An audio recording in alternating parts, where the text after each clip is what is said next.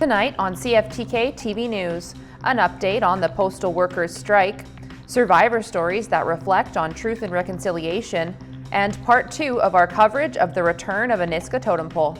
Northwest BC's only television news team. We are CFTK-TV News. Hello, and thanks for joining us on this Thursday, October 2nd, 2025. I'm Jaylene Mathews.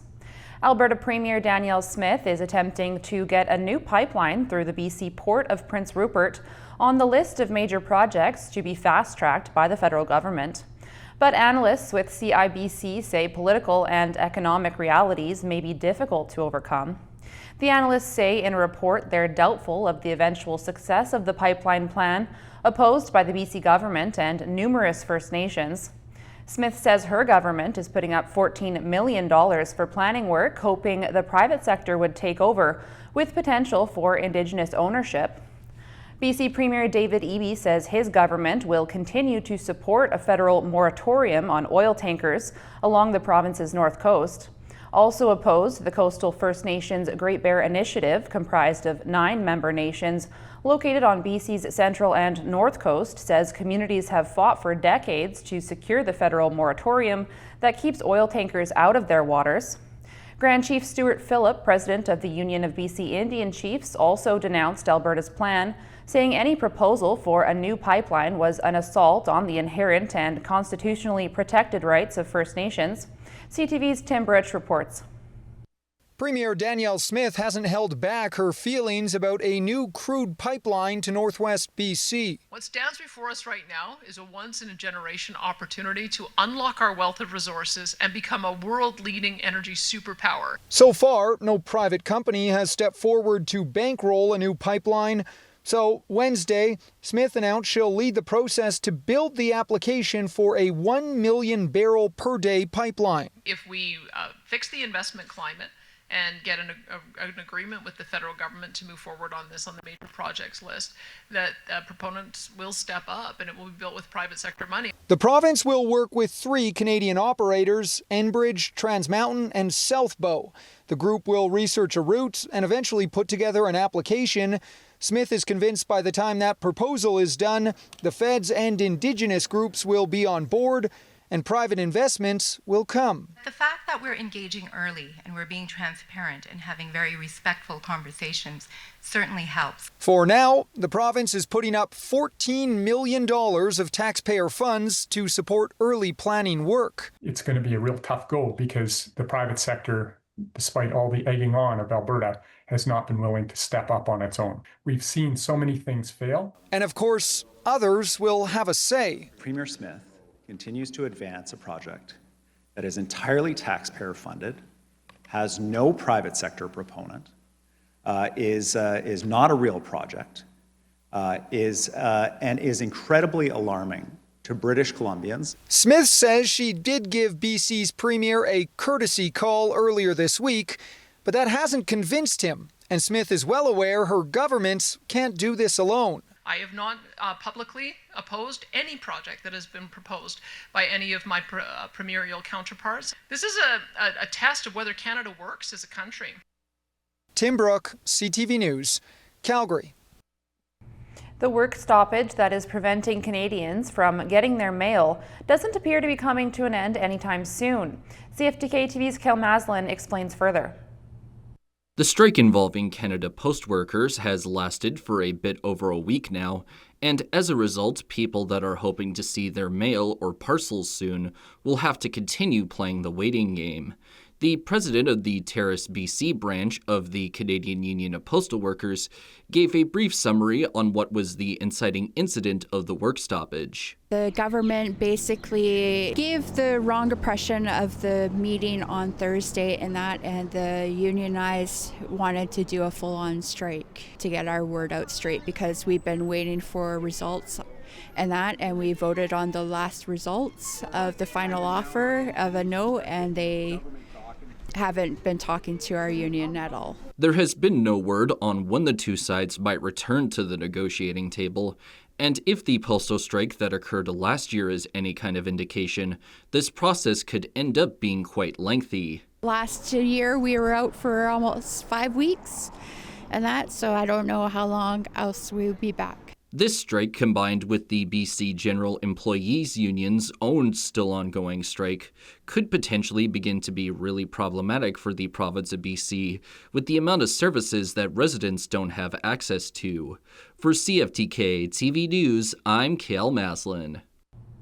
In part 2 of our coverage of the return of the Nisga'a Totem Pole, it sparked a celebration that brought generations together, where young athletes witnessed history, elders shared their stories, and a feast united the community. CFTK-TV's Helen Asante shares more. Among the crowd, young university basketball players witnessing history.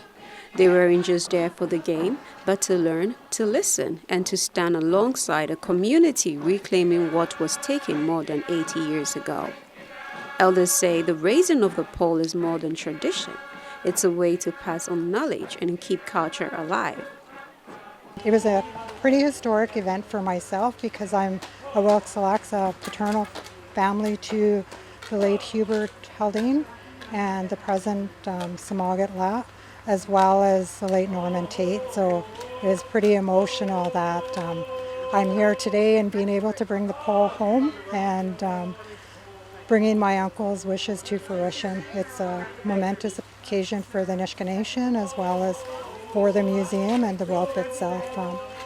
Our great-grandfathers and our forefathers before us, they always reminded us to remember spirituality whenever they raise a totem pole, because the totem pole itself is a storyteller of that house, whatever they do in that, whatever comes out of that house, of the clan or the tribe. The younger generation will have to understand that they will be taught through their schools and through their cultural learnings that the totem pole is also the recognition of the tribe that it came from and who it belongs to, and the history behind that totem pole.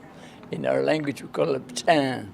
Well, I think in terms of having our children and our youth here today, it is very important because we as the government work very diligently to ensure the success of our children and our youth.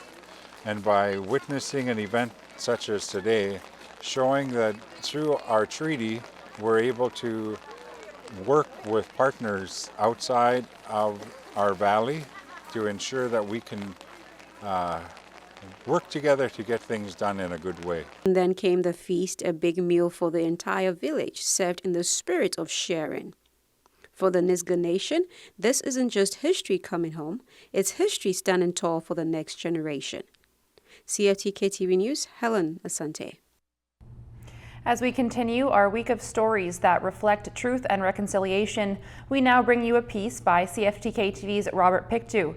This is a special episode in which Robert interviewed his father on his experiences in residential school.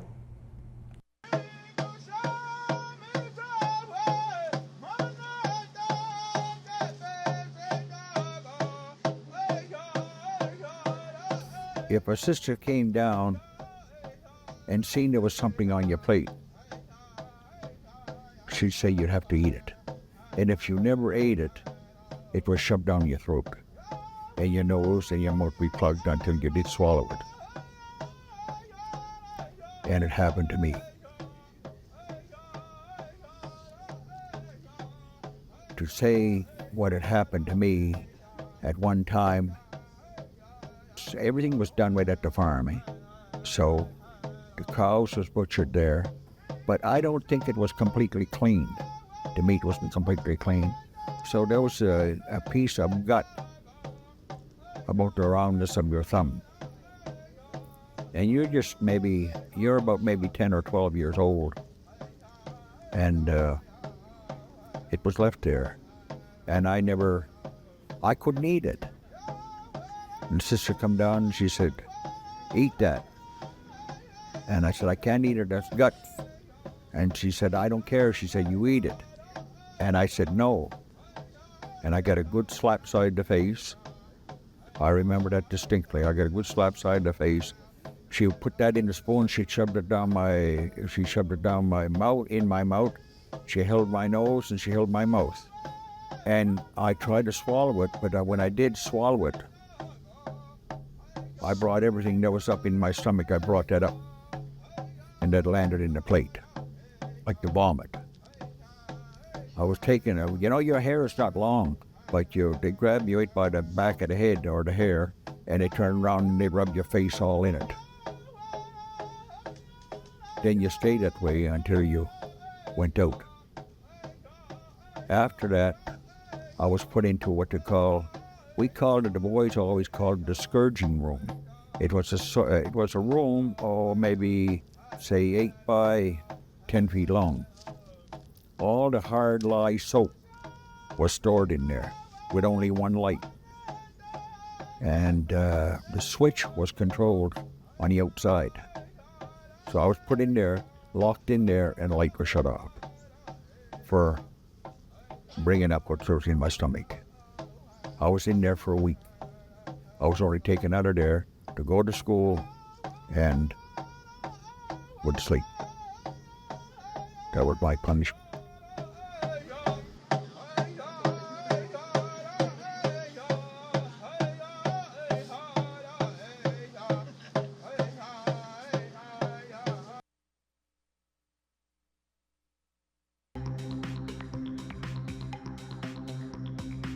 Coming up next, the BC ostriches are still alive indefinitely.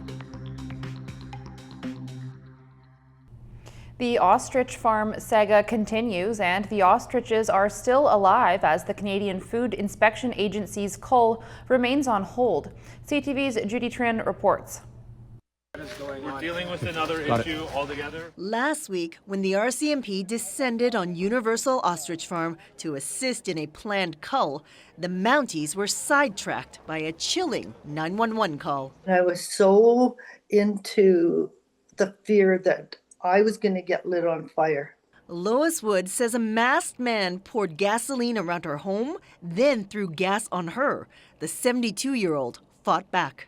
This is primal. This is survival.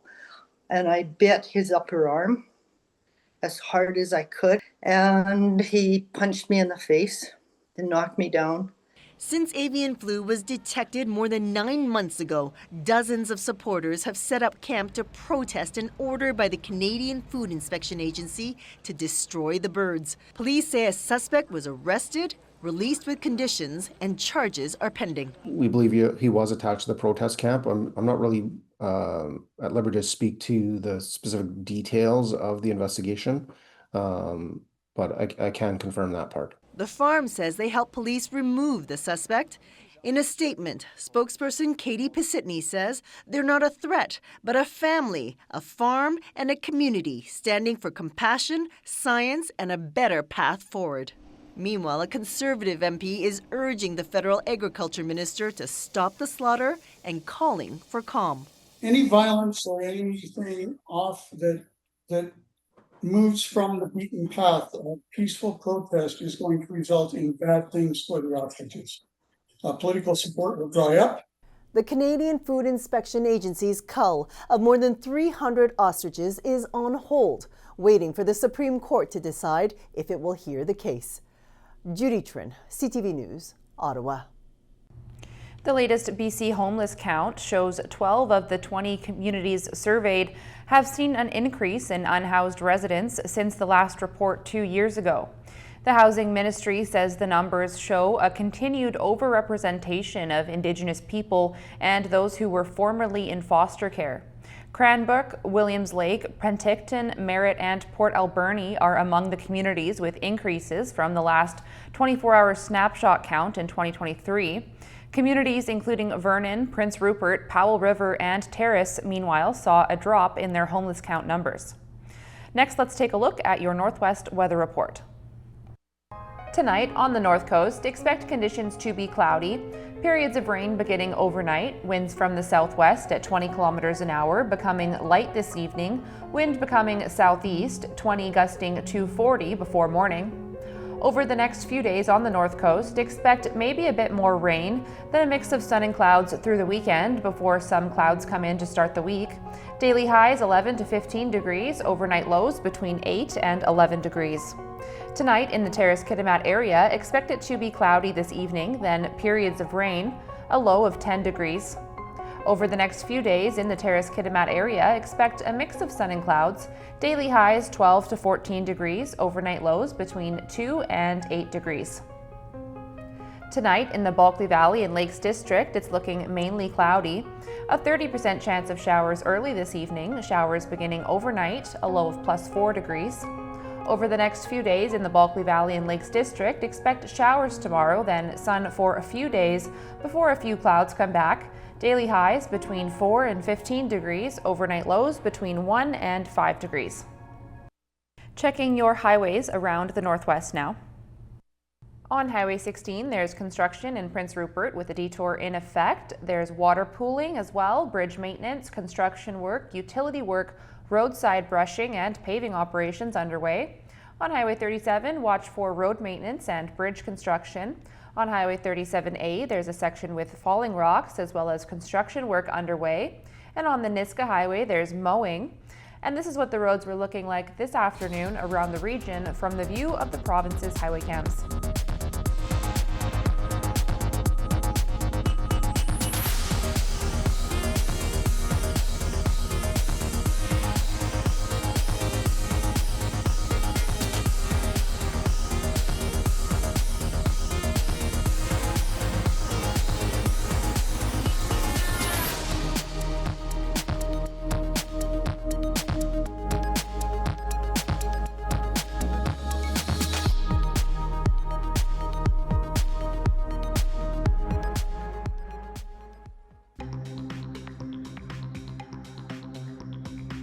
Still to come, minimum wage ticks up across the country.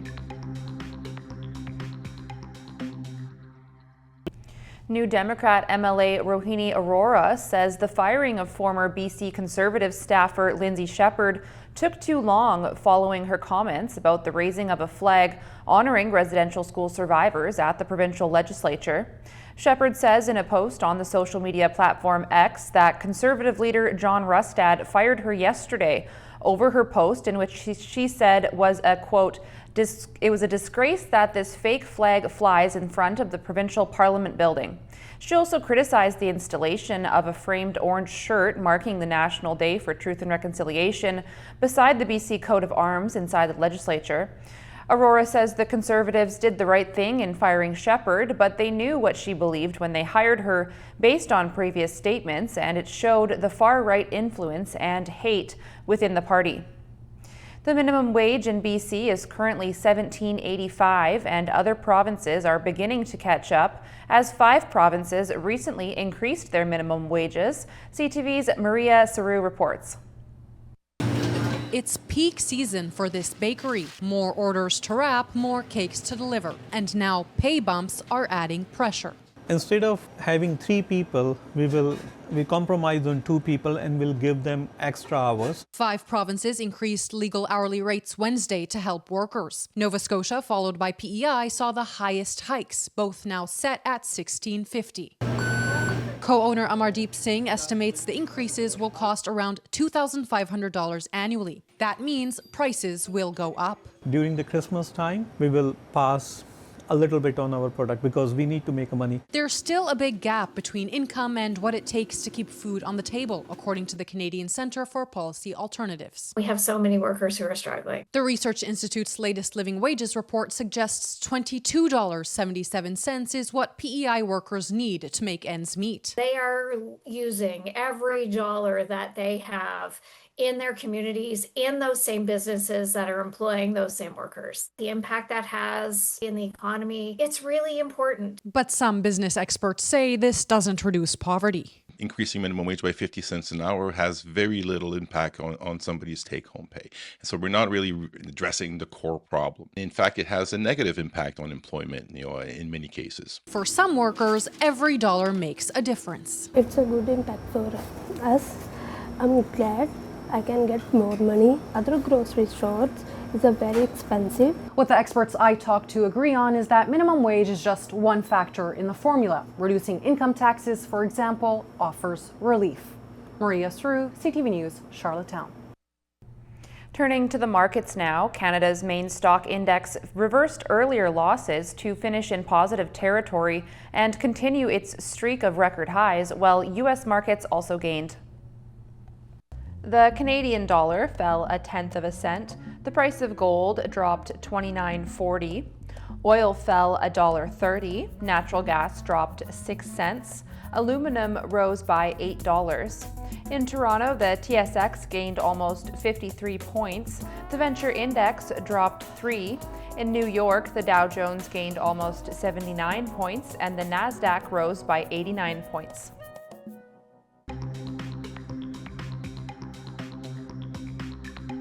Still ahead, the passing of a champion for wildlife.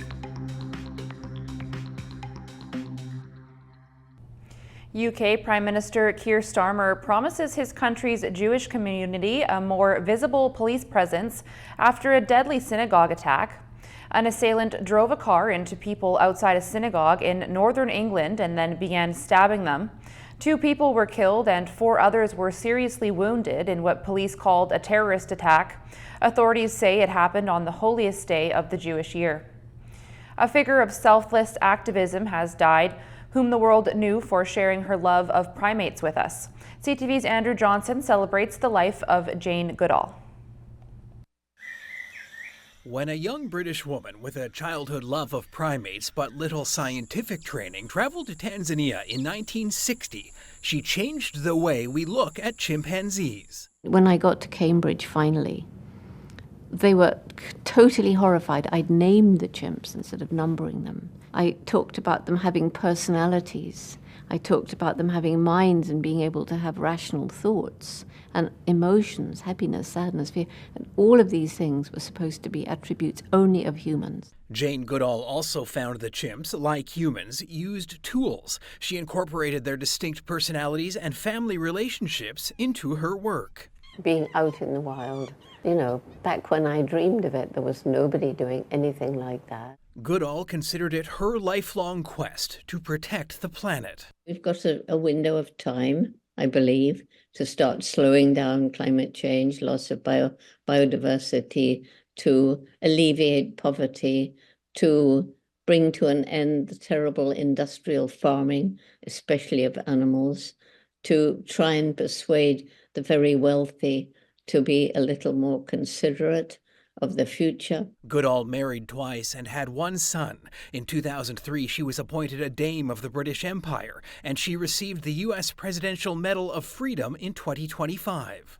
I want to be remembered for having helped people to understand the true nature of animals, that they do matter as individuals. Well into old age, Goodall was on the road hundreds of days a year, speaking up for animals and the environment, trying to empower people to do their bit, as she called it, believing millions of people making small changes can make a huge difference. Andrew Johnson, CTV News, Vancouver.